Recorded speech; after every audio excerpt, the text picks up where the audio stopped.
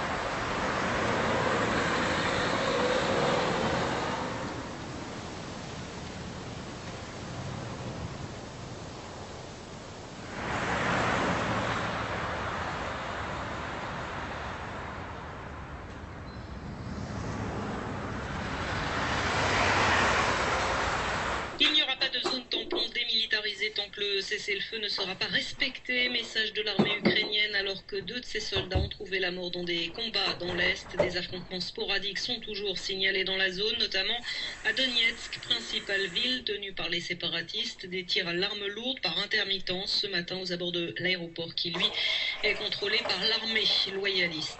Le pape François est en Albanie, visite d'une journée dans ce pays des Balkans dirigé par une coalition entre musulmans, catholiques et orthodoxes. Dès son arrivée à Tirana, il a présenté cette coexistence comme modèle et dénoncé l'utilisation de Dieu comme bouclier par les mouvements fondamentalistes religieux. Un appel qui s'adressait à toutes les religions mais qui faisait aussi une allusion très claire à l'actualité marquée par les violences de l'organisation de l'État islamique en Irak et en Syrie.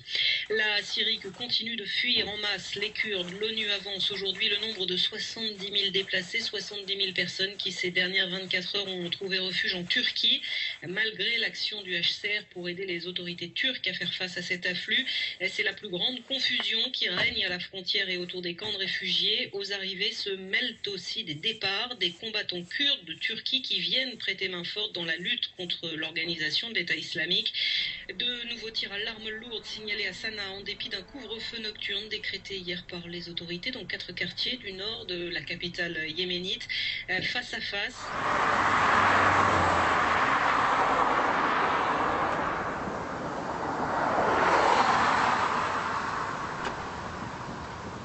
J'ai 45 ans, j'habite Béthune. J'ai 2 garçons, 2 grands garçons de 25 ans et 23 ans. Je suis veuve, j'ai perdu mon mari, ça va faire 3 ans. C'est comme ça que j'ai connu Marie-Ange.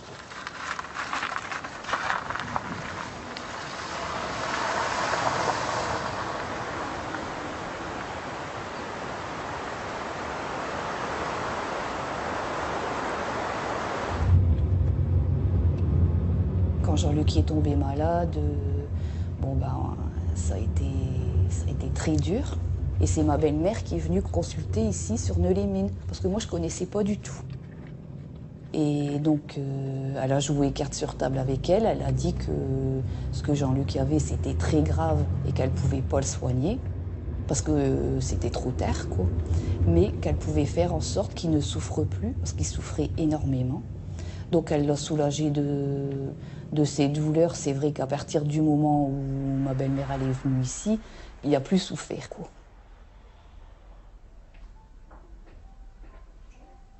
De toute façon, sa fin de vie, elle aurait été paisible, il serait parti comme ça, tout en douceur, sans souffrance, sans rien. Et vraiment, tout est arrivé exactement comme elle l'a dit. Et mon mari est décédé le 31 décembre au matin.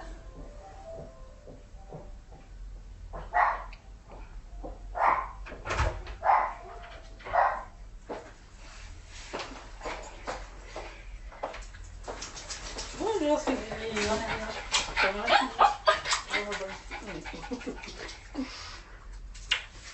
Tu viens?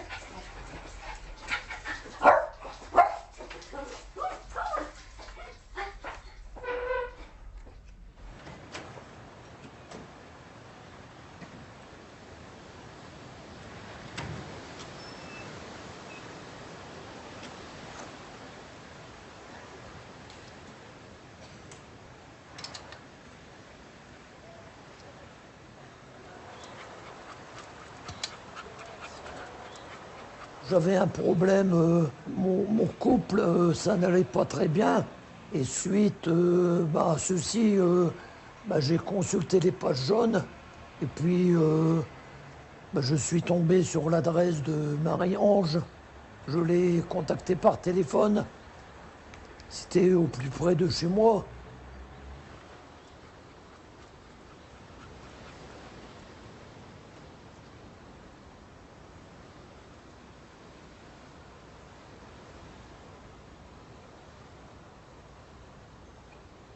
Je me souviens comme si c'était hier, c'était un samedi matin. Elle m'a fait les cartes. J'étais assez surpris. Et tout s'est révélé exact, tout s'est passé comme elle a stipulé.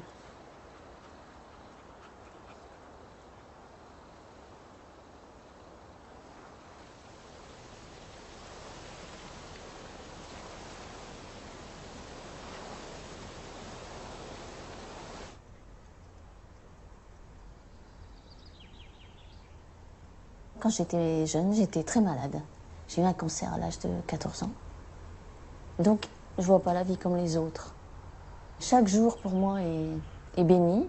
Quand je regarde le soleil se lever dans mon cabinet, parce que je commence à 6 heures, c'est extraordinaire.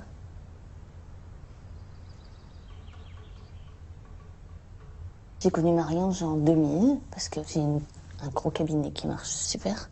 Donc, c'est pas facile. On a beaucoup de jalousie. J'ai déjà eu beaucoup de soucis.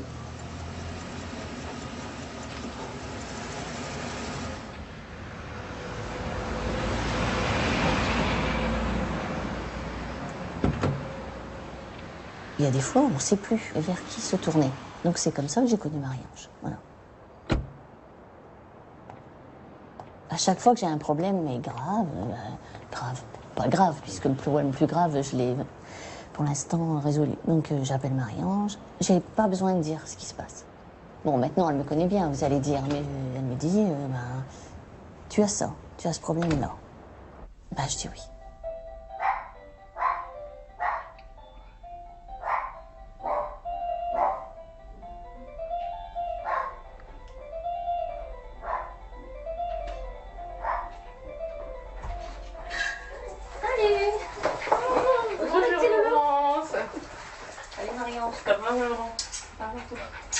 Très bien.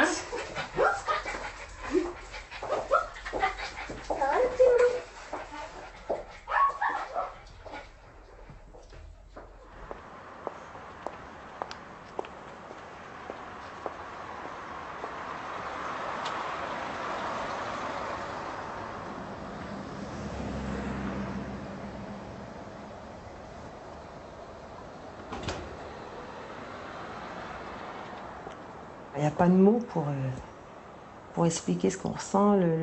Déjà, le fait de rentrer chez elle, c'est apaisant comme dans une église. On sent c'est apaisant, le magnétisme de toute façon qu'elle dégage autour d'elle, qui est répandu dans la maison. Donc automatiquement, quand on arrive, on se sent déjà bien, elle nous met en confiance. On peut lui dire tous nos problèmes, elle est là de toute façon pour justement arriver au but de ce qu'elle veut. À nous soigner. Et nous guérir surtout. Bah, déjà, ce qu'elle dégage au niveau des mains, c'est un don de Dieu pour elle. Donc Dieu le guérit à travers elle, les gens. Et c'est une messagère, c'est son magnétisme, c'est une chaleur, c'est magique.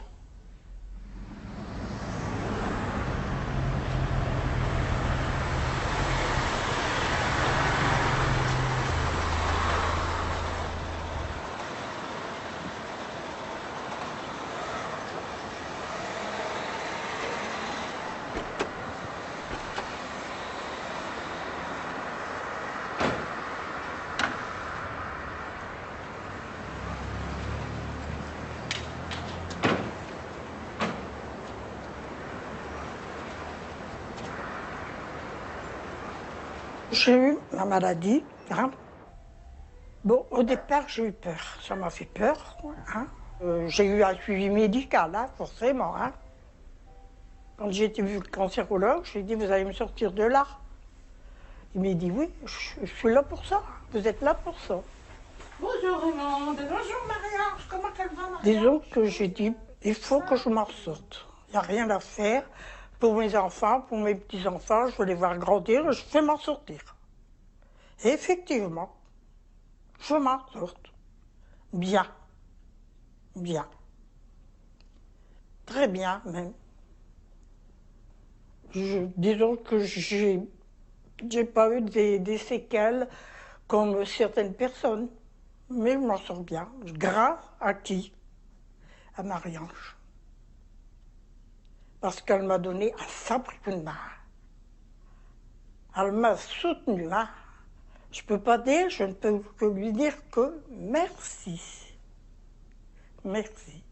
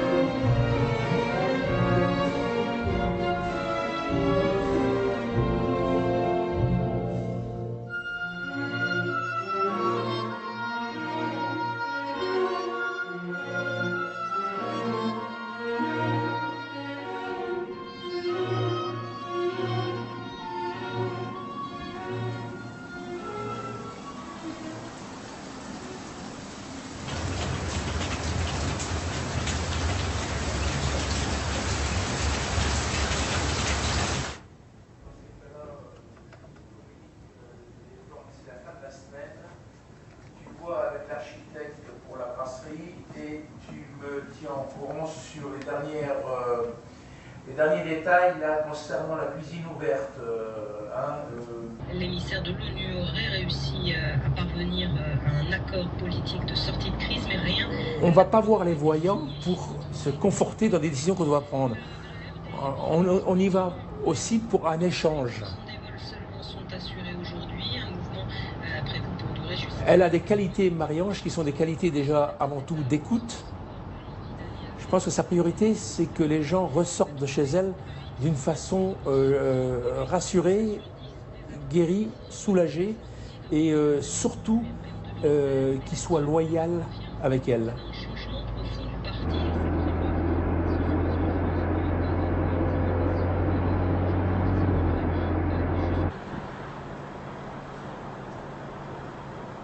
Aujourd'hui, j'ai mis en vente le Liberty. Je viens la voir.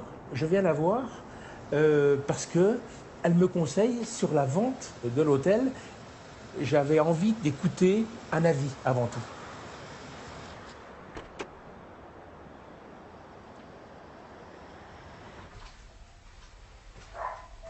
Bonjour Jean-Pierre. Bonjour Marie-Ange, comment vas-tu? Très bien. Ah, tiens. Alors toi? Hein? T'as beaucoup de travail? Oui. Bon. Je te suis? Telle une coulée de lave, l'eau s'est engouffrée partout, balayant sur son passage maisons, routes, voitures et bateaux. À certains endroits, l'eau a pénétré jusqu'à 5 km à l'intérieur des terres. D'autres points de la côte du Pacifique ont été également touchés par ce tsunami, conséquence d'un séisme extrêmement violent au large des côtes japonaises. Tout le bassin Pacifique est en alerte maximale, alerte au tsunami, Philippines, îles Mariannes, Indonésie, Taïwan, mais aussi Australie et Amérique du Sud. Dès l'alerte déclenchée.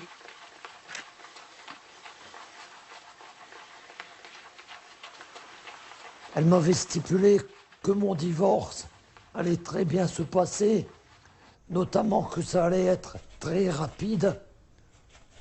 Donc j'étais quand même assez surpris. Et on a entamé la procédure de divorce fin janvier 2004, le 9 mars. Donc 5 semaines plus tard, on était divorcés. Donc là, Marie-Ange avait raison.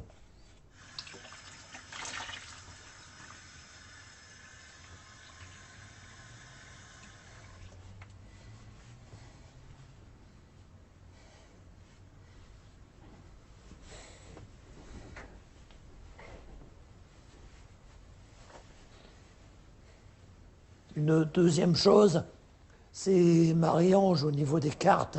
Elle m'avait stipulé que j'allais avoir un gros souci de santé, que j'allais subir une grosse opération qui allait durer longtemps. Donc ça a été la tumeur au cerveau, mais que j'allais m'en sortir et que j'allais sortir rapidement de l'hôpital. Et ça a été vrai, parce qu'au lieu de rester 21 jours à l'hôpital, je suis resté 6 jours. Symbole de la violence du séisme, l'effondrement de la tour d'Ardara. Ces 8 étages datant du 19e siècle étaient le fleuron du centre historique de Katmandou. Elle avait été reconstruite après le violent tremblement de terre de 1934. Dans cette zone classée...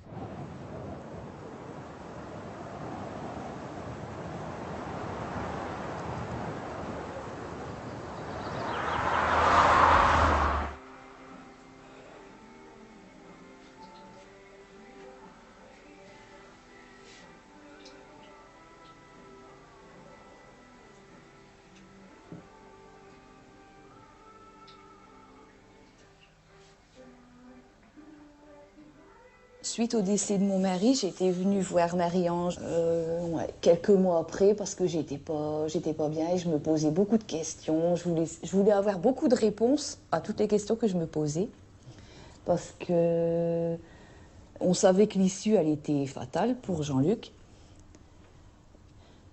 Il a toujours fait beaucoup de projets. Au mois de février, on a l'enduro ici, l'enduro du Touquet. C'est une grande fête de moto. Et il me disait... De toute façon, au mois de février, on ira à l'enduro, il faudra que je me couvre, tout ça. Enfin, il me parlait beaucoup de projets encore, tout en étant conscient de son état. Donc moi, je voulais savoir si tout ce qu'il disait, c'était pour me faire plaisir, pour me rassurer, ou s'il le pensait vraiment, s'il pensait qu'il allait vraiment s'en sortir, guérir, tout ça. Donc je suis venue, et puis j'ai parlé à Marie-Ange, et elle m'a dit que vraiment, il pensait qu'il allait vraiment s'en sortir, que tout ce qu'il me disait, il l'avait pensé sincèrement, il ne m'avait jamais menti, tout ça.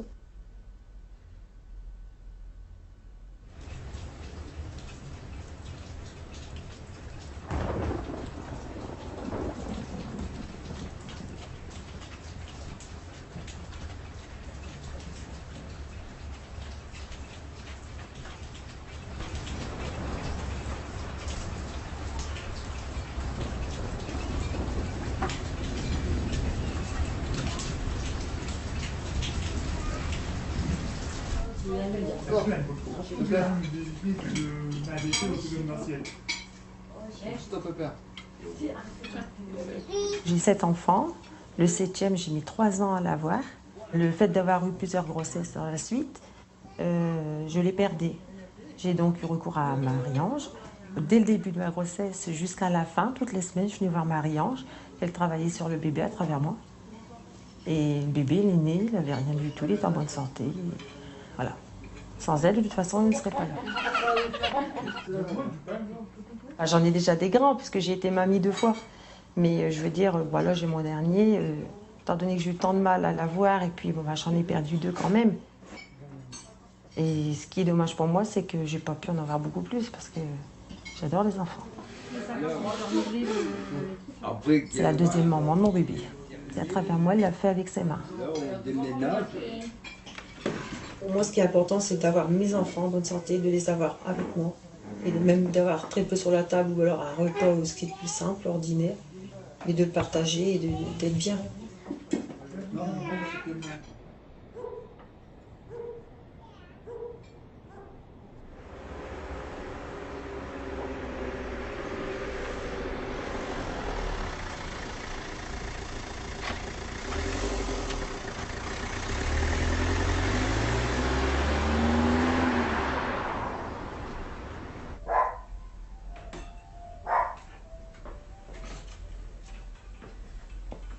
Elle m'a stipulé aussi que, environ 2 ans plus tard, j'allais avoir à nouveau un souci de santé, mais que j'allais à nouveau m'en sortir.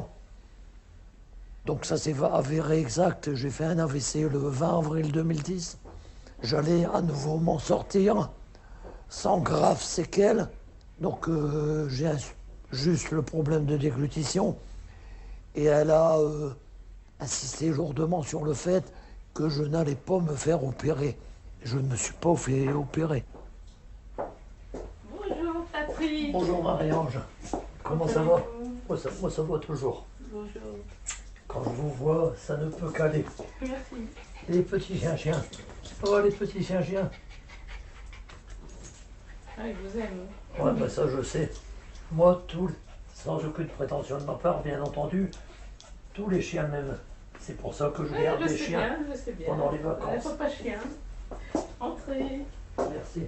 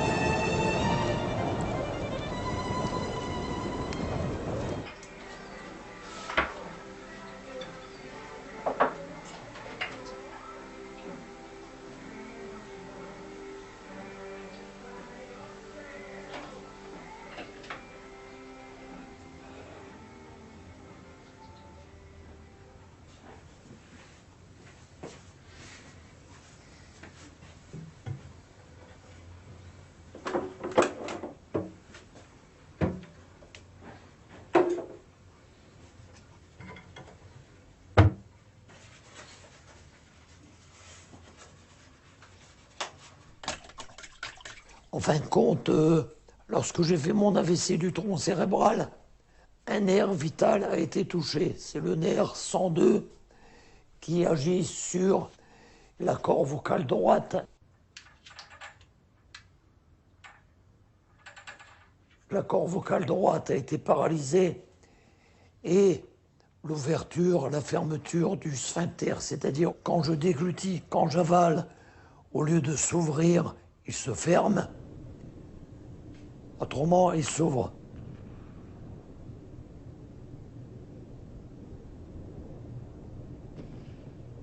Donc, depuis 26 mois, je n'ai ni mangé ni bu.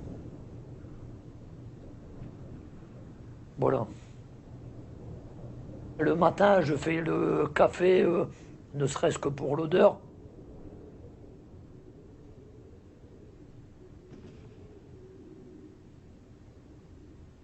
Je me souviens des choses, vous savez.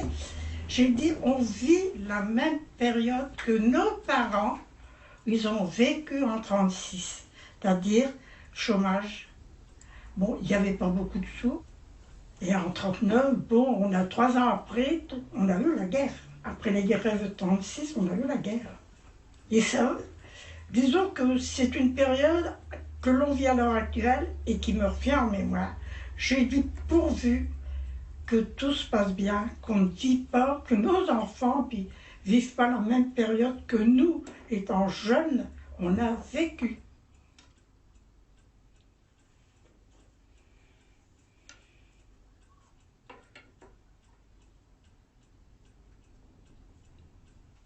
Des explications formidables. Quand je le dis, mon mari ne veut pas le croire, il dit non, c'est pas la même période, c'est pas la même période. J'espère, mais ça fait peur. Il y a trop de méchanceté, vous voyez pas, vous n'osez pas sortir. Vous n'osez plus sortir, hein, vous n'osez plus rien mettre. Moi je sais pas, mais vous montez en voiture, les nouvelles voitures, automatiquement les portes se ferment. Ça fait peur. Moi je sais pas si tout le monde est pareil comme moi, mais moi j'ai peur. Dans mon fond intérieur, j'ai la peur au ventre. J'ai la peur. On ne sait pas où on va. Moi, je crois qu'on vit une période vraiment à se faire du souci. Pour notre jeunesse qui arrive, quoi. Qu'est-ce qu'ils vont devenir? C'est ça le pire. Qu'est-ce que vous en pensez, vous, par vous-même, de cette situation? Qu'est-ce que vous en jugez? C'est rien de bon, hein? C'est rien de bon. J'ai l'impression que le monde recule sur, je dirais, le regard humain. Alors, effectivement, sur la matière technologique, on avance, mais sur les rapports humains, je pense qu'on recule. Pourquoi autant de misère? Je vais vous prendre l'exemple, ce qu'a créé notre ami Coluche, les Restos du Cœur. Pourquoi, au fil du temps qui passe, vous avez de plus en plus de malheureux? Ça n'est pas normal. Pourquoi, à aujourd'hui, vous avez des gens qui ont le courage de se lever le matin pour aller travailler, qui crapahutent toute la journée et qui sont SDF, qui dorment avec leurs femmes dans leur voiture, alors que vous avez, je vais vous prendre l'endroit où j'habite, à 300 mètres à vol d'oiseau, vous avez minimum 20 à 30 maisons qui sont vides. Pourquoi on ne loge pas ces gens-là? Pourquoi au niveau du monde, pourquoi au niveau du monde, pardon, celui-ci est dirigé par deux choses, l'argent et le sexe? Pourquoi? Je ne sais pas. Moi, malheureusement, ainsi que vous, on est, on va dire, une poussière ou une goutte d'eau dans l'océan. On ne peut pas faire grand-chose pour changer ce monde, mais on est très très loin d'être dans le monde idéal à aujourd'hui.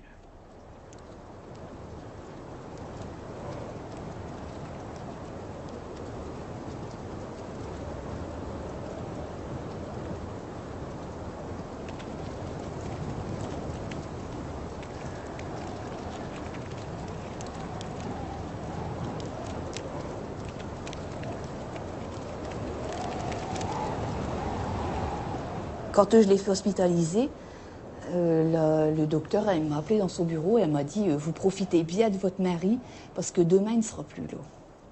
Et j'ai refusé ça. C'est quelque chose que j'ai refusé totalement. Je pouvais pas, j'arrivais pas à l'accepter. Je l'ai retenu de toutes mes forces. Je voulais pas qu'il parte.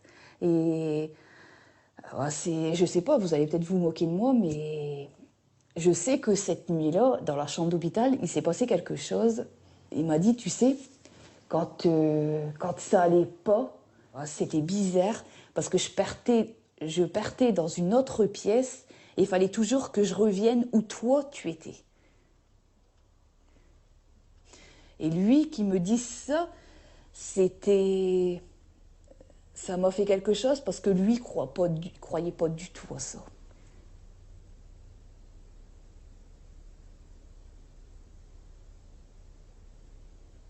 Ce matin-là, il était dans un état comateux depuis un moment, mais à ce moment-là, il a ouvert ses yeux et il m'a regardé et il s'est mis à pleurer. Et puis c'est à ce moment-là, quand on voit la vie qui s'en va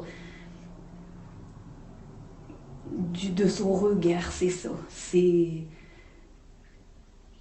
Il nous faut un moment pour... On comprend, mais on ne réalise pas tout de suite. Et ça, c'est affreux, c'est un moment horrible. C'est un moment horrible. Quand on comprend que c'est la vie qui est partie, c'est un voile.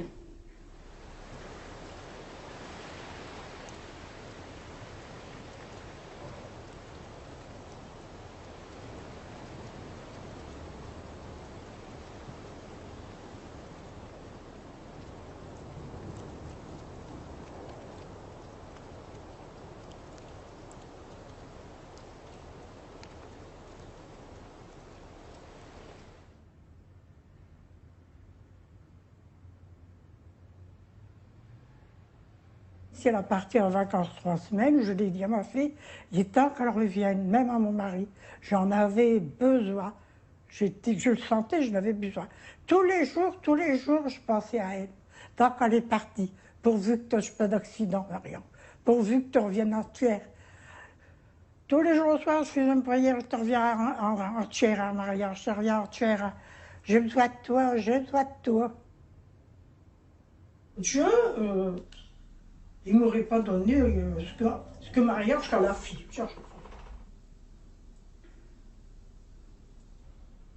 Hein?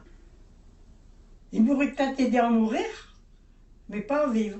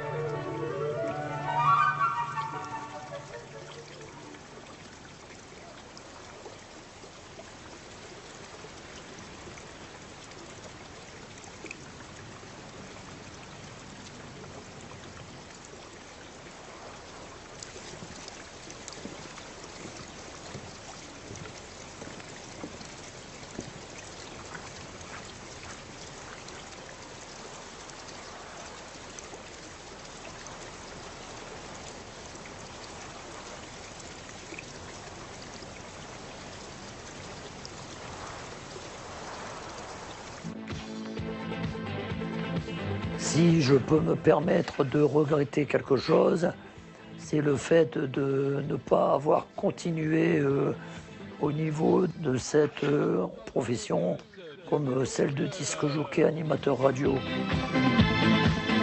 Spécial trophée William Lawson. Trophée William Lawson, début des éliminatoires du championnat de France de disque jockey.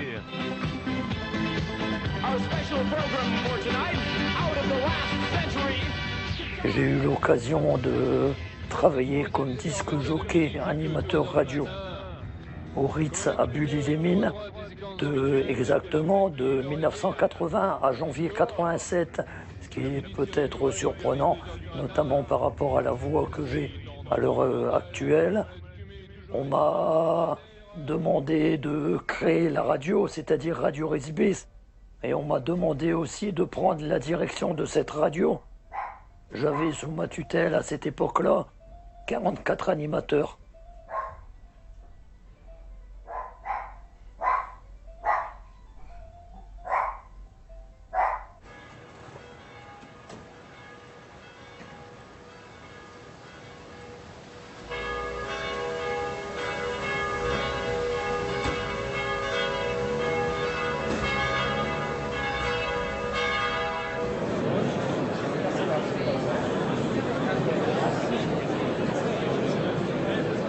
Pour mon garçon, elle me dit, je comprends pas, tu me dis qu'il est parti travailler là-bas, mais je vois qu'il y a quelque chose, il y a une rupture, une cassure, je vois, il y a quelque chose dans le travail qu'il va faire, tu vas voir, il va revenir vers toi.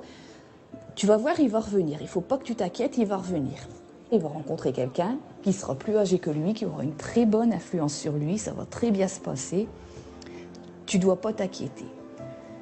Et peut-être un mois après, mon garçon il me dit écoute maman, ici ça va pas très bien, je vais être licencié économique parce que le salon il tourne pas. Donc est-ce que je peux revenir habiter chez toi? Ben, j'ai dit oui. Donc il est revenu. Et je vous assure que c'est la vérité. Il est revenu le samedi et fin de semaine qui suivait, il rencontrait son ami qui est avec lui actuellement. Et mon garçon, je l'ai vu changer du tout au tout.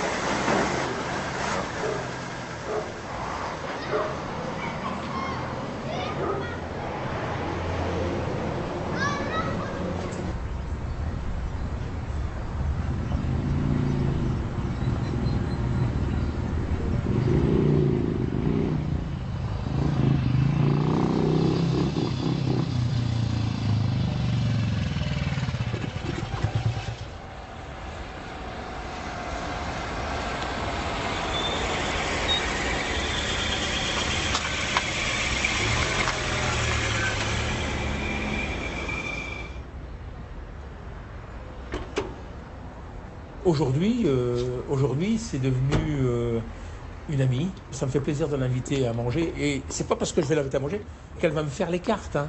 Loin de là. C'est surtout pour échanger sur d'autres sujets.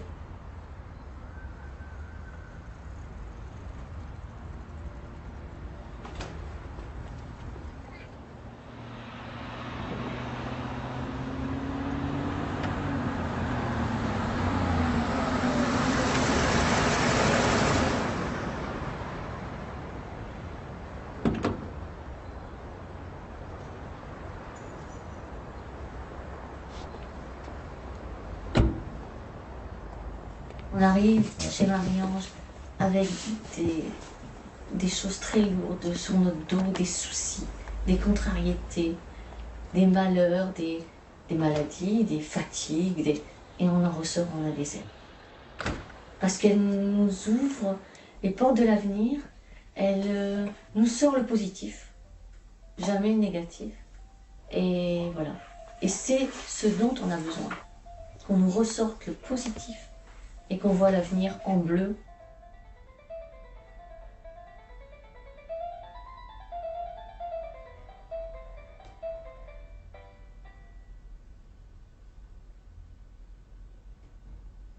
C'est une confidente, mais moi je dis c'est mon ange gardien, c'est ma bonne fée, je l'appelle. C'est ma fée Clochette.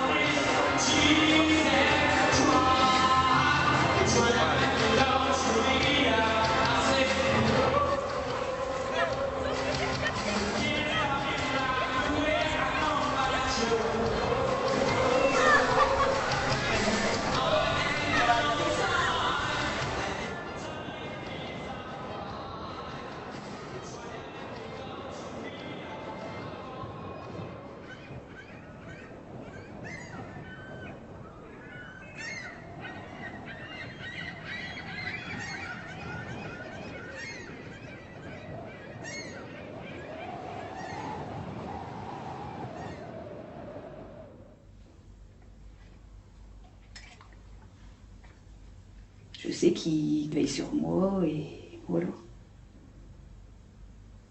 La mort, c'est l'enveloppe humaine qui... C'est qu'une partie, quoi. On vient pas au monde, on n'existe pas pour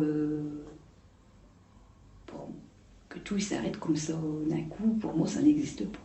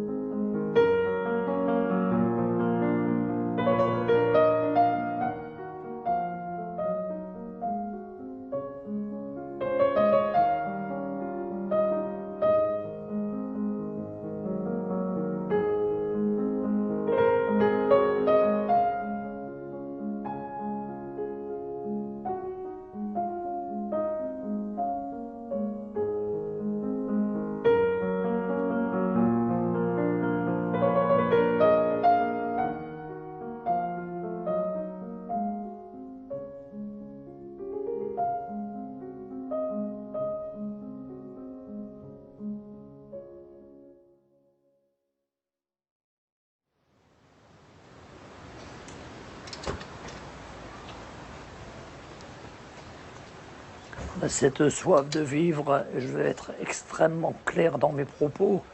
Ma ferme volonté a été de donner une leçon de vie à tout le monde.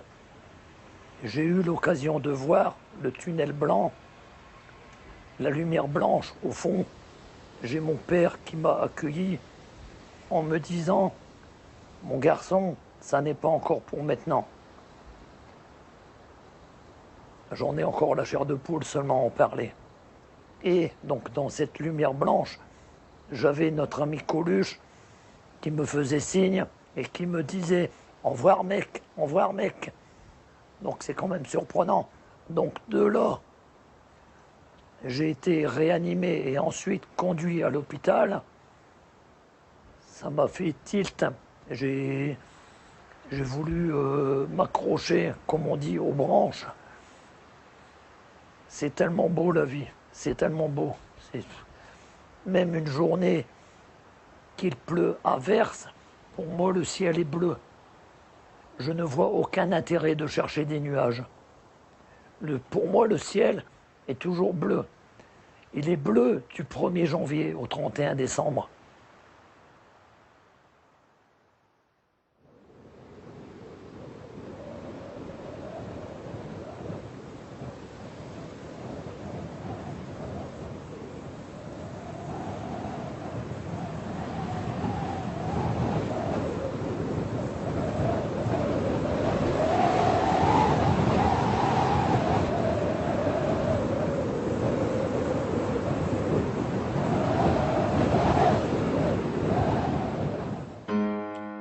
Rebonsoir, et on prolonge ce documentaire ce soir dans Droit de Suite en s'interrogeant sur les motivations profondes de ceux et celles qui se font prédire l'avenir. Qu'est-ce que cela raconte finalement de notre société? Eh bien, pour tenter d'y répondre, à mes côtés ce soir 4 invités. Tout d'abord Mahmoud Chokrolahi. Bonsoir, c'est vous qui avez réalisé ce film. Vous êtes d'origine iranienne, vous avez fait des études d'anthropologie sociale et de sociologie à la Sorbonne et vous êtes devenu ensuite acteur, auteur et réalisateur, avec notamment ce Marie-Ange que nous venons de voir et sur lequel, bien sûr, nous allons revenir dans un instant en votre compagnie. Pierre Lagrange est à vos côtés, bonsoir. Vous êtes sociologue des sciences, chercheur associé au laboratoire interdisciplinaire d'études sur les réflexibilités. Merci d'avoir accepté notre invitation. En face de vous, Alexis Tournier. Bonsoir. Bonsoir. Vous êtes voyant professionnel et auteur, entre autres. Vous avez publié pas mal d'ouvrages de comprendre la voyance, publiés aux éditions Trajectoire. Et puis à vos côtés, enfin avec nous ce soir, Renaud Évrard. Bonsoir. Vous êtes psychologue clinicien, maître de conférences à l'Université de Lorraine et vous avez publié, entre autres, vous aussi, parmi d'autres ouvrages, Enquête sur 150 ans de parapsychologie, également aux éditions Trajectoire. Merci à vous aussi d'avoir accepté notre invitation pour ce Droit de Suite ce soir. Je me tourne bien sûr vers vous. Avec Marie-Ange, nous sommes à Neux-les-Mines, nous sommes dans le Pas-de-Calais. Pourquoi avoir tourné ce documentaire sur Marie-Ange dans cette région du Pas-de-Calais et à Neux-les-Mines précisément? Pourquoi ce choix? C'était plutôt tourné dans le nord de la France, parce que je cherchais la lumière du nord. Oui. Et ensuite, dans le nord, j'ai mené une enquête. J'ai rencontré presque une vingtaine de personnes. Et quand j'ai vu Marie-Ange, tout de suite, j'ai senti que c'est le personnage Quand vous dites que vous avez mené une enquête, c'est-à-dire que vous avez choisi d'autres... Oui. Je suis allé dans la région de Roubaix. D'autres voyants? Tout à fait, dans la région de Roubaix, dans la région, je suis allé jusqu'à Dunkerque, tout ça. J'ai vraiment sillonné pendant pas mal de temps. Parce que c'est un projet auquel je tiens depuis longtemps. Auquel je pense depuis longtemps. Et il fallait que le personnage central, qui est Marie-Ange, qu'on ne voit pas dans le film, arrive à adhérer l'ensemble des sujets que j'avais envie d'aborder. Alors je crois qu'on la voit à la toute fin, hein. C'est elle qu'on voit sur le chemin là, non? C'est que ce qui est étrange, c'est un peu à la façon de Hitchcock, Marie-Ange, on le voit partout. Marie-Ange, c'est la femme qui traverse la rue. Marie-Ange, c'est la femme qui est au dîner. Marie-Ange, c'est la femme qui est dans le feu d'artifice. Marie-Ange est partout. Marie-Ange est dans la vie sociale de cette cité. Voilà. C'est ça qui vous a attiré dans ce personnage. On va y revenir, ça c'est important. Je vous propose peut-être de voir un premier extrait de votre documentaire. Il concerne Jean-Pierre Crucasse. C'est un des personnages, un homme que vous avez suivi dans ce documentaire, qui va voir Marie-Ange. On l'écoute sur ses motivations. Pourquoi va-t-il voir Marie-Ange? On ne va pas voir les voyants pour se conforter dans des décisions qu'on doit prendre. On y va aussi pour un échange. Elle a des qualités, Marie-Ange, qui sont des qualités déjà avant tout d'écoute. Je pense que sa priorité, c'est que les gens ressortent de chez elle d'une façon rassurée, guérie, soulagée et surtout qu'ils soient loyaux avec elle.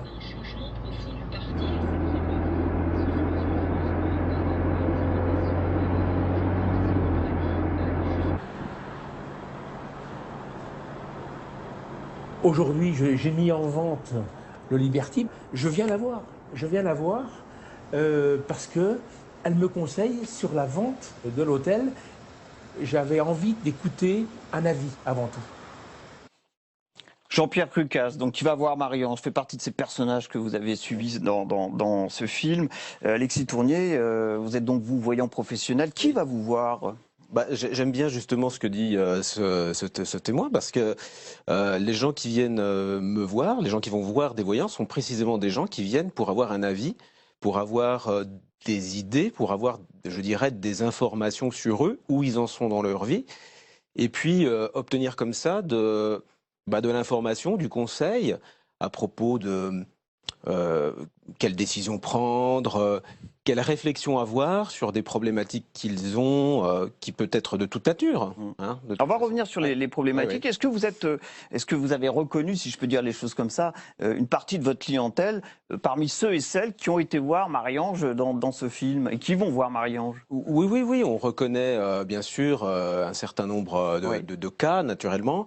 De couches sociales peut-être aussi? Oui, bien sûr. Alors après, bien sûr, voilà, on est dans un village, on est dans le nord de la France. Alors bon, moi je travaille en milieu citadin à Lyon. Alors automatiquement, on voit les demandes sont, je pense, les mêmes. Les couches sociales peuvent être relativement différentes. D'ailleurs, je crois qu'on peut dire que voilà, toutes les couches sociales consultent. Est-ce que vous êtes dans la vie de la cité?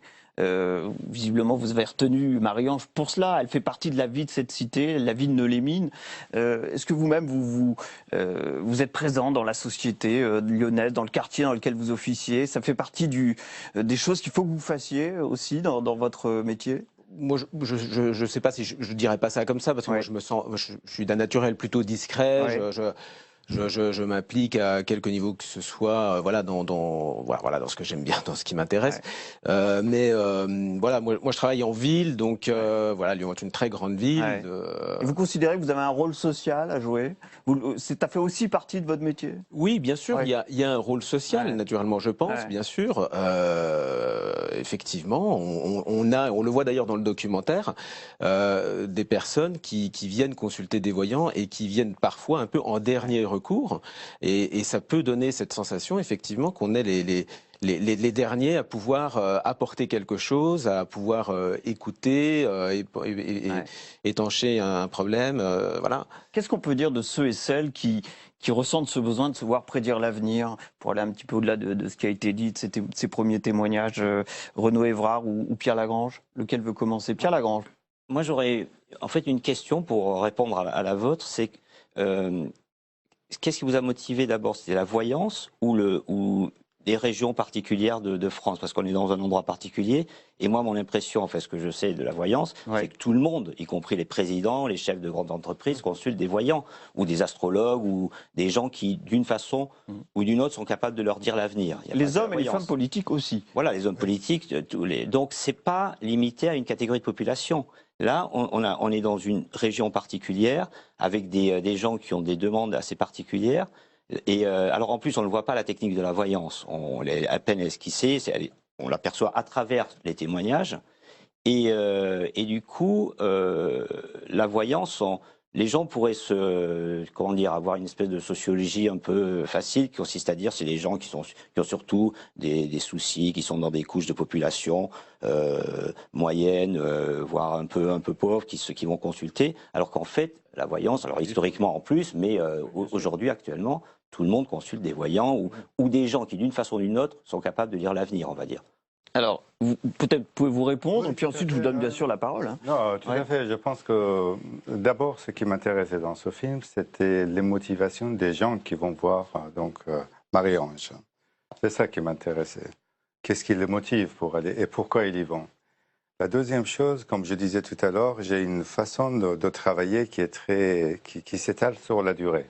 Donc j'ai rencontré une vingtaine de personnes que j'ai enregistrées d'une façon audio et à partir donc de ces interviews, j'ai commencé à construire le scénario dans lequel qui représente aujourd'hui Marie-Ange.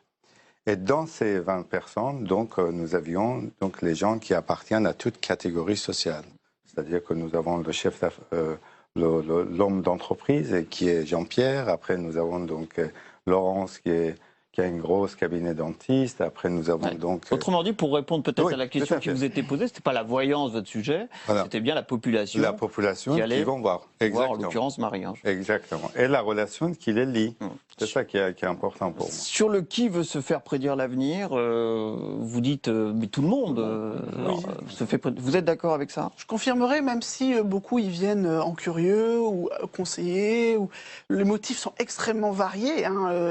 Et c'est la voyance, mais Marie-Ange fait aussi un petit peu de guérison et donc va aussi récupérer des demandes de soins complémentaires ou de soins en parallèle, d'autres circuits de soins qui sont suivis.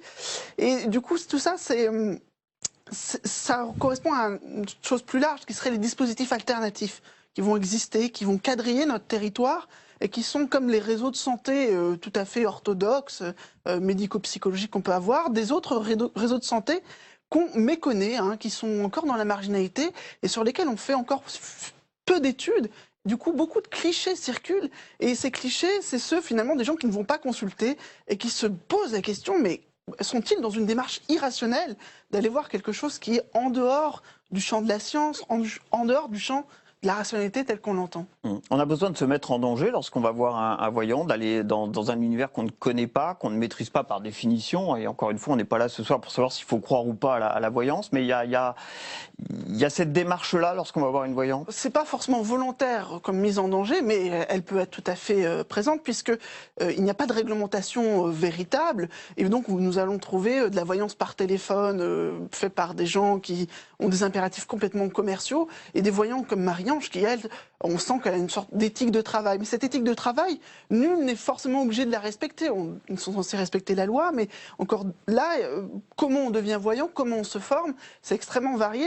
Et là-dessus, du coup, les gens ne peuvent pas avoir un moyen de choisir totalement fiable. Alors sur les motivations, là, cette fois, des personnes qui vont vous voir, par exemple, c'est quoi? C'est le travail, c'est la santé, c'est quel type? Ce sont des angoisses particulières? Bon, voilà, est-ce qu'on peut définir un petit peu les choses? En règle générale, il y a toujours effectivement une angoisse. Le mot est peut-être un peu fort, on va dire, voilà, une petite inquiétude qui peut être la motivation d'aller rencontrer un voyant. Et effectivement, ça va toucher des thématiques qui, somme toute, sont assez triviales. On va avoir la vie active, on s'interroge sur va-t-on retrouver un travail, comment on va évoluer dans sa vie professionnelle.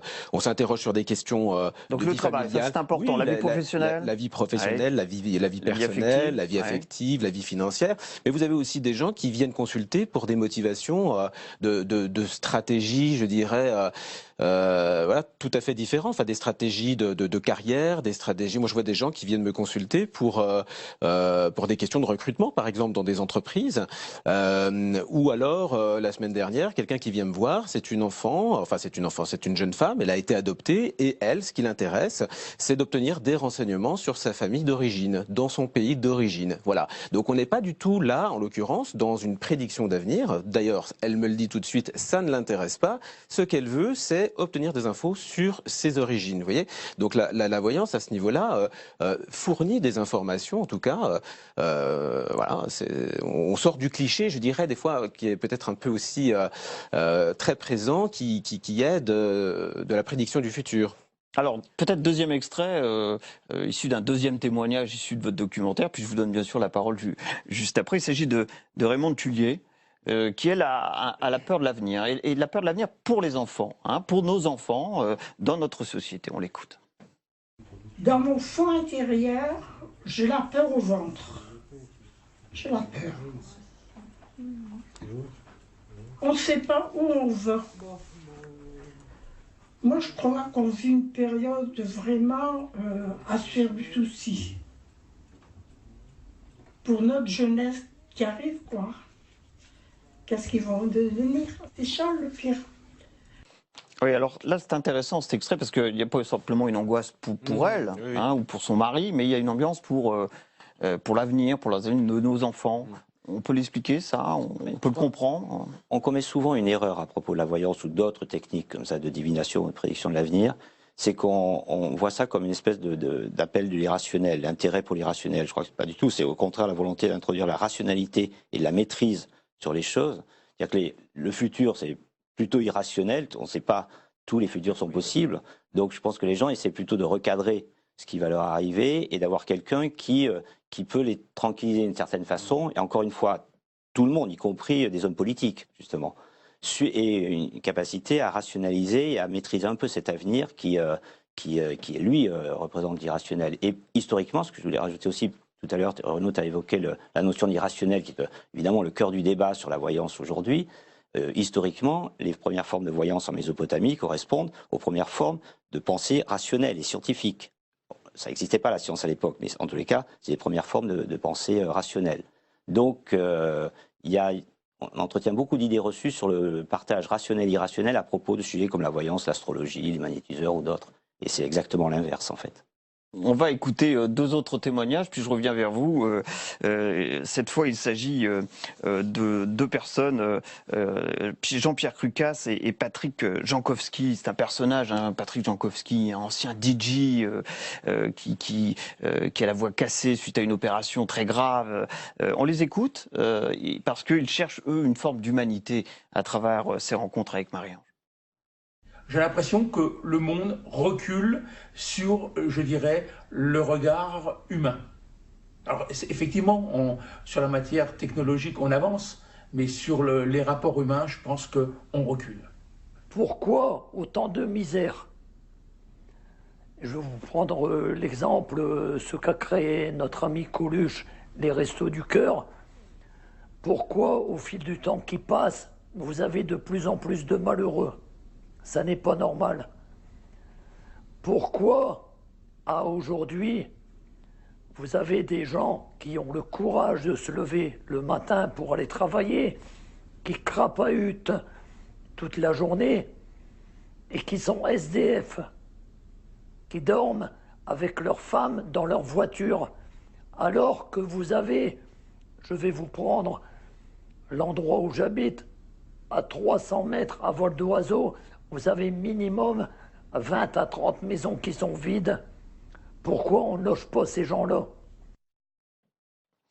Oui, alors ça, c'est la même tonalité, une tonalité très humaniste, très sociale. Je pense que sincèrement, en ce qui me concerne, ce qui m'intéressait dans ce film, c'est que tous ces personnages qu'on voit ici ressemblent à tout le monde, là où ils se trouvent.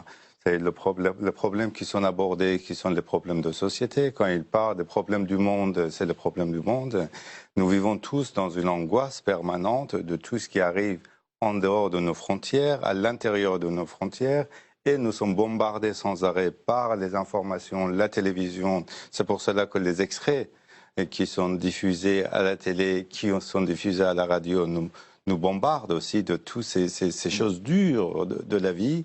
Et que moi, je trouve que ces gens-là, ce sont des gens qui, avec des mots très simples, sans se compliquer, sans nous compliquer la vie, ils racontent le mal dans lequel nous vivons. Est-ce qu'ils essayent, comme ça a été dit juste avant, de rationaliser cet avenir qui, par définition, est un peu irrationnel? Cette démarche un peu contradictoire, mais... Moi, je pense qu'ils font déjà un état de lieu de la vie, en tout cas du monde dans lequel ils vivent.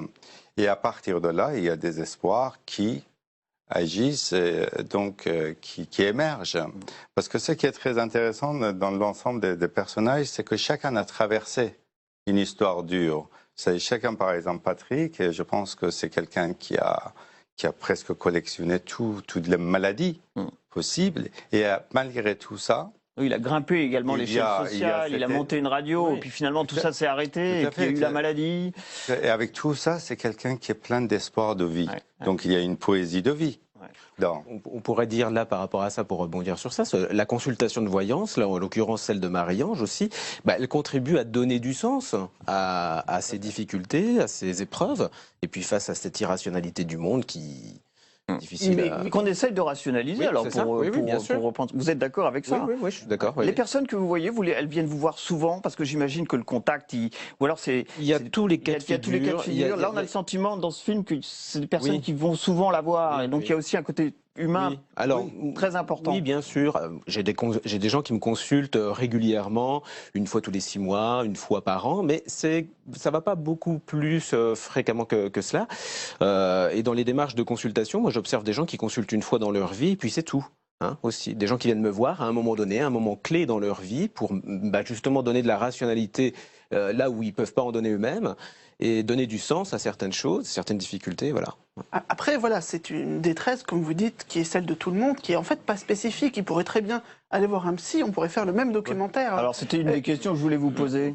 Alors, est-ce qu'il y a une équivalence? Est-ce qu'on peut se demander, est-ce que la voyante va proposer quelque chose d'autre ou quelque chose qui a disparu? Est-ce que cette humanité a disparu? Quand on voit le médecin, il n'a plus le temps pour discuter. Et je pense que là, Patrick, son exemple... avant aussi. Oui, et puis Patrick a un exemple particulier. Il a quand même aussi vécu une expérience de mort imminente. Il a frôlé la mort. Il y a eu quelque chose qui reste assez inexplicable, qui a encore fait l'objet de recherches. Et là-dessus, il a besoin de mettre du sens, mais il a besoin d'aller chercher aussi du côté de l'invisible, du côté d'autres formes de compréhension. Et ça, peut-être que la fermeture ou la peur d'être pris pour fou, ça a été dit aussi, est quelque chose qui va les faire amener vers passer ce pas-là, d'aller chercher de l'autre côté. Le rapport humain qu'on peut entretenir avec Marie-Ange dans ce film, avec vous peut-être, ça a l'air de quelque chose de particulièrement recherché aussi chez ceux qui consultent. Moi, justement, par rapport à ça, il y a une question que je me pose, c'est que ce que tu disais, Renaud, si vous étiez allé voir la clientèle, les patients d'un psy, est-ce qu'on aurait eu quelque chose de très différent? Donc, tout à l'heure, vous avez dit que ce qui vous intéressait, c'est qu'il y ait la même question en regardant ce film, c'est vrai. Il y ait les patients et Marie-Ange, la voyante. Et là, moi, alors là, c'est une petite critique, mais c'est une remarque. Il me semble que ce qui les lie passe précisément par la spécificité de la voyance, qui n'est pas de la psychologie, de consultation psychologique ou d'autres techniques, justement. Et moi, c'est ce qui m'a un tout petit peu manqué en tant qu'anthropologue et sociologue, c'est qu'on voit à un moment des gestes justement de battre les cartes, des choses comme ça, et je pense qu'il y a quelque chose de très particulier à la voyance, au moins à cette personne-là qui exerce cette façon de faire de la voyance. Je ne sais pas si la vôtre, c'est exactement la même façon. Il y a des différentes façons de faire de la voyance, et donc je pense qu'il y a quelque chose qui passe aussi par des techniques particulières, et pour moi, j'ai regretté de ne pas les voir. Alors c'est vrai qu'on aurait pu, ces personnes auraient pu aller voir peut-être pour un certain nombre d'entre elles, pour un certain nombre de leurs problèmes, un psychologue. Est-ce que à Nolémine, on hésite à aller voir des psychologues? On sait qu'il y a aussi parfois un frein à aller voir un psychologue dans certaines couches de la population. Et est-ce qu'on va voir une voyante à la place? Non, c'est là où je disais que Marie-Ange, c'est un ensemble. C'est ce qu'on disait. En plus, Marie-Ange a donc les soins. C'est-à-dire que Marie-Ange, par exemple, à chaque fois qu'il y a quelqu'un qui passe, donc la voir, le lendemain, elle appelle pour voir comment va la personne. Il y a un suivi. C'est-à-dire que la séance ne s'arrête pas là où donc, la personne quitte son cabinet. Donc c'est un ensemble. Par exemple, l'ensemble des gens que j'ai pu donc, rencontrer, et il y en avait beaucoup, qui voulaient témoigner de la présence de cette personne, parce que ce n'était pas uniquement Marie-Ange qui voit dans des cartes, Marie-Ange qui soigne, c'était un ensemble. C'est pour cela que je vous disais, ce qui m'intéressait, c'est de voir ce qui les liait finalement. Alexis, il y a un suivi aussi de votre part chez certaines personnes, hommes ou femmes, qui viennent vous voir. Disons que on n'est pas tout à fait dans le même milieu, vous nous l'avez expliqué. Oui, tout à fait. Et moi, je ne fais pas de soins non plus, donc j'ai pas de suivi, je ne pratique pas de magnétisme ou de choses de ce style. Donc un suivi, très peu en réalité. Moi, le seul suivi que j'ai, c'est quand j'ai des clients qui viennent me revoir une fois de temps en temps, si je puis dire, l'année d'après ou 10 ans plus tard. Et donc parce qu'on pourrait, certains pourraient aller vous demander de rendre rendre un certain nombre de comptes, parce que évidemment, c'est partie des risques de la profession, j'imagine. Bien sûr, mais j'ai toujours des clients qui me recontactent de temps en temps pour me donner quelques nouvelles. Alors des fois, je les ai oubliés, je me souviens plus de qui ils sont, mais ils me rappellent ce que je leur ai dit, et puis ils me racontent bien sûr ce qui s'est passé, si je puis dire. Alors voilà, c'était très intéressant d'avoir du feedback, hein, comme je le dis, bien sûr, c'est comme ça qu'on progresse aussi. Et vous aussi, vous tirez les cartes ou vous avez d'autres techniques? J'essaie de travailler le plus intuitivement, je dirais sans support, mais j'utilise quand même des mancies, comme on les appelle, des supports de tarot que je connais très bien. Et voilà, c'est très aidant, c'est très agréable, et ça fait un peu partie...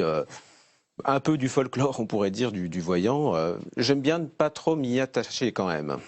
Vous évoquiez le cas de Patrick Jankowski. Je vous propose de le réécouter parce qu'effectivement, et c'est ce qui vient un peu clôturer votre documentaire, parce qu'il a évidemment un moment très fort dans ce documentaire avec ce dernier témoignage. Cette soif de vivre, je vais être extrêmement clair dans mes propos. Ma ferme volonté a été de donner une leçon de vie à tout le monde. J'ai eu l'occasion de voir le tunnel blanc, la lumière blanche au fond. J'ai mon père qui m'a accueilli en me disant « Mon garçon, ça n'est pas encore pour maintenant. » J'en ai encore la chair de poule seulement à en parler. Et donc dans cette lumière blanche, j'avais notre ami Coluche qui me faisait signe et qui me disait « Au revoir mec, au revoir mec ». Donc c'est quand même surprenant. Donc de là, j'ai été réanimé et ensuite conduit à l'hôpital. Ça m'a fait tilt. J'ai voulu m'accrocher, comme on dit, aux branches. C'est tellement beau la vie, c'est tellement beau. C'est tellement beau la vie. Alors c'est à la fois mystique et puis très touchant ce témoignage. Vous l'évoquiez tout à l'heure. Mais... Oui, et puis on voit que c'est encore très très fort. Ça fait partie d'un ensemble d'expériences qui sont fréquentes chez les gens, qu'on appelle les expériences paranormales ou exceptionnelles.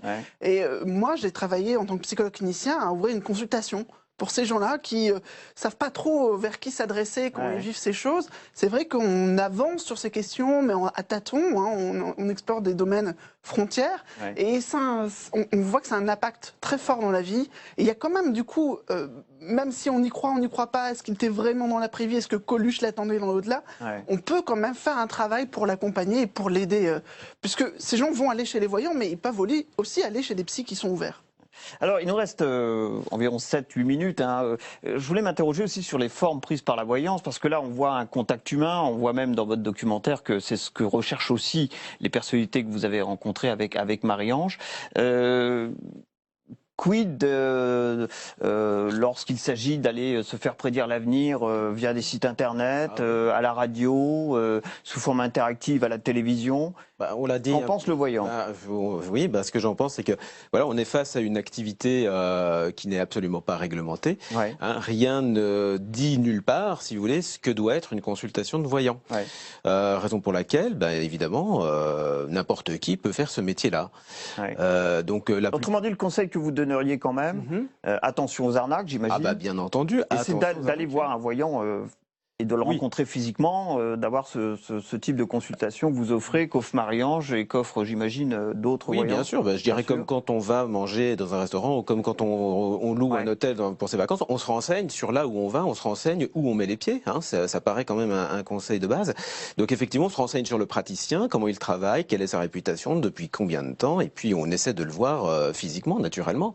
On consulte pas sur des plateformes, effectivement, Internet, où là on va tomber sur des plateformes. Vous savez, il y a des plateformes qui sont à l'île Maurice, en Afrique du Nord, où vous n'avez pas du tout des voyants au bout du fil. Hein. Est-ce qu'il peut-y avoir une forme d'addiction à la voyance pour tout. Je pense comme pour n'importe les gens qui jouent au loto, il y en a certains qui... Donc je pense que tout peut être source d'addiction.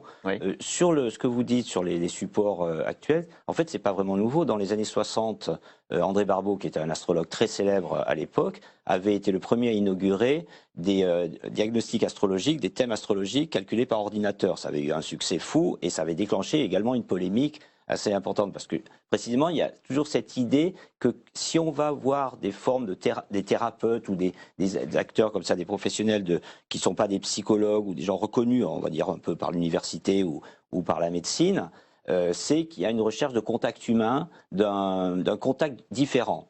Et en fait, depuis toujours, et depuis les technologies, l'ordinateur ou autre, elles ont été utilisées et mises au service de ces disciplines.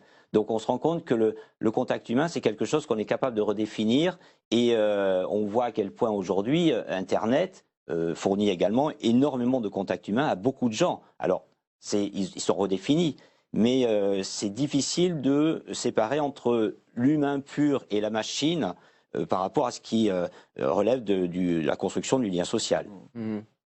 Sur l'addiction potentielle, vous dites tout. Évidemment, il peut y avoir une addiction à beaucoup de choses dans notre société.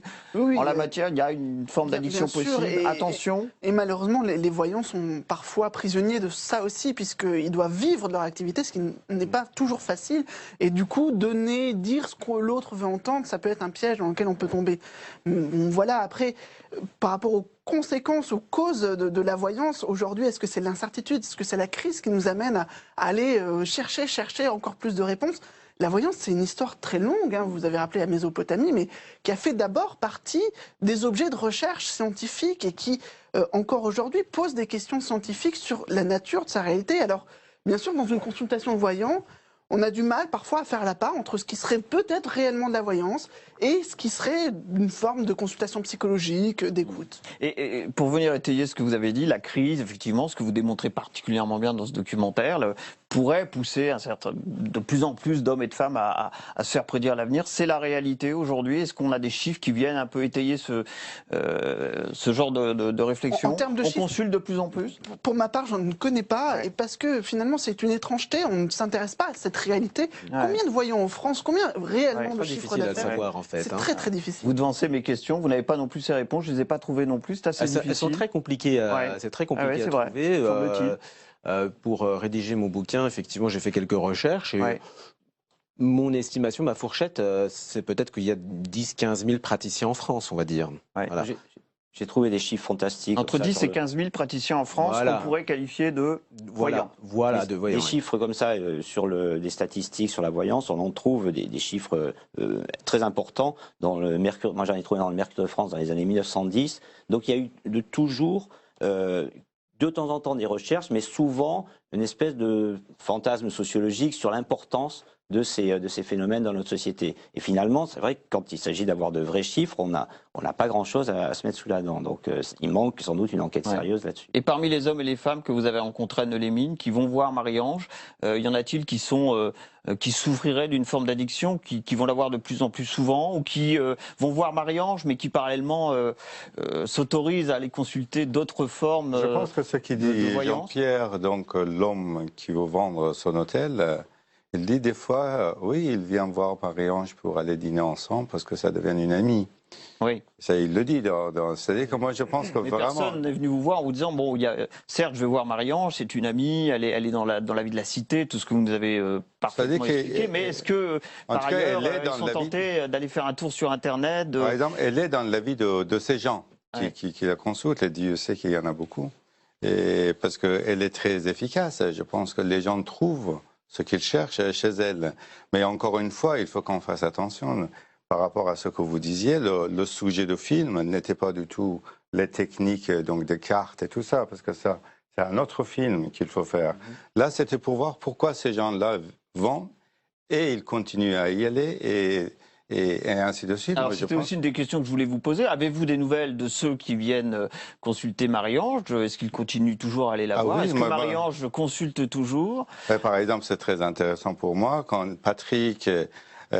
il y a quelque chose de nouveau par rapport à sa voix ou un peu ou par exemple Sylvie ou Marie-Ange que j'ai presque régulièrement au téléphone parce que c'est une amie. Moi aussi, maintenant, je fais partie.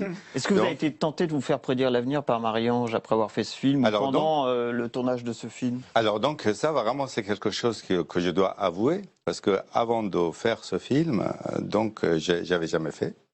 Et ni me faire magnétiser, ni lire dans les cartes. Et au moment où j'ai rencontré ces vingtaines de personnes, je me suis dit quand même, il faut que je vois de quoi ils parlent. Oui. Donc je me suis fait magnétiser et j'ai demandé à Marie-Ange de lire. On va aller jusqu'au bout. Est-ce qu'elle vous a prédit des choses qui, entre-temps, se sont... Jusqu'ici, là. Jusqu'à là, se sont révélées exactes. Ici, voilà. C'est vrai? Oui. Ouais. Ouais. Donc vous voyez que c'est important de passer par l'épreuve de la voyance, oui. donc par quelque part la technique, parce que souvent on se dit les raisons, elles sont psychologiques. Je pense qu'elles sont aussi liées à un certain dispositif qui est mis en place par cette opération-là. Il serait autre chose si c'était de l'astrologie ou si c'était un futurologue ou je ne sais pas quel autre professionnel. Donc c'est important de voir que vous avez éprouvé le besoin de passer et de faire l'épreuve vous-même. En tout cas, pour moi, en tant qu'anthropologue, avant tout, oui, écoutez, j'y crois pas, mais je crois dans la croyance à la personne que je veux filmer.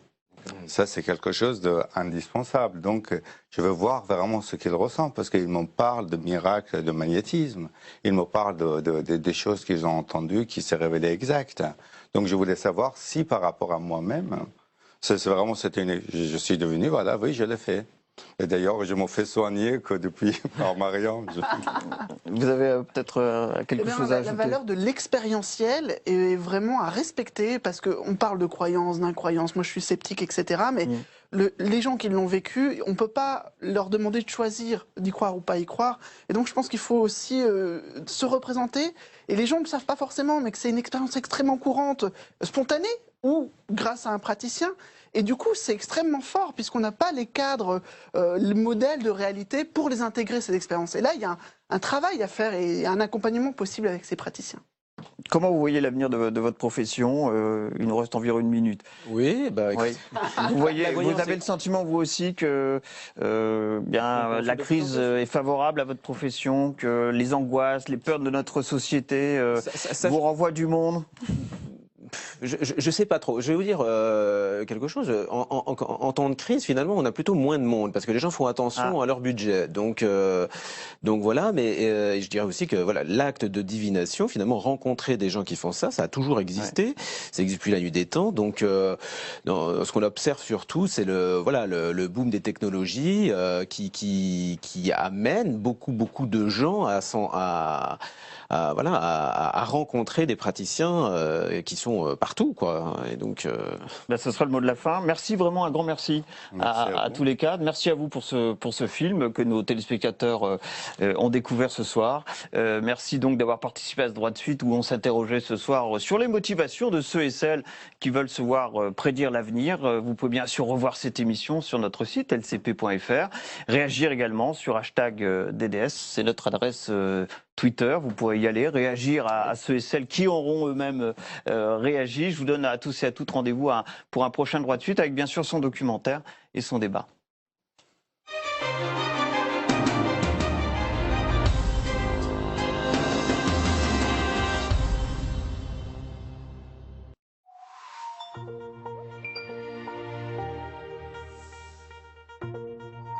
La matinale sur LCP, c'est avec Politique Matin. LCP, donnons du sens. La parité, une promesse récurrente des hommes politiques. Vous avez le président de l'Assemblée nationale, c'est un homme. Le président du groupe, c'est un homme. Le ministre chargé des relations avec le Parlement, c'est un homme. Les prochaines élections législatives renverseront-elles la tendance? Et surtout, la parité va-t-elle s'imposer aussi dans les esprits? LCP Le Mag, mercredi à 21h15. Retrouvez la famille Millevoye à chacun son métier avec l'artisanat.